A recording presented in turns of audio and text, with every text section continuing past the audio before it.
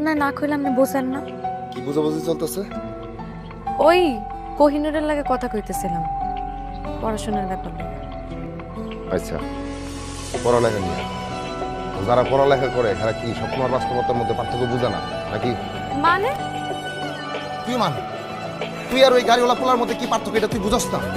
ও তুমি তখন আমার এইটাও কইবা যে মাটি হইয়া সাদের দিকে হাত বাড়াইও না, মাটি সাদে ছুঁইতে পারে না, মানে আমি মাটি আর ওই পোলা হইছে সাদ, তাই তো? আরে তুই তো মাটি আর ওই গাড়িওয়ালা পোলা হলো সাত। ওই গাড়িওয়ালা পোলা তোর সাথে প্রেম করবো, তারপর তোর বিয়ে করবো, জিন্দিগি তো বিয়ে করবো। তুমি কেমনে জানলা যে করবে না? আরে করে না তো, তোর বাপে তরকারি বেচে, তুই তরকারিওয়ালার মাইয়া। আর ওই পোলার গাড়ি আছে, গাড়িওয়ালা পোলা। ওই পোলা তোর বিয়ে করবো। কোনদিন দেখছস যে একটা গাড়িওয়ালা পোলা তরকারিওয়ালার মাইয়া বিয়ে করতেছে? বিয়ে করবো না।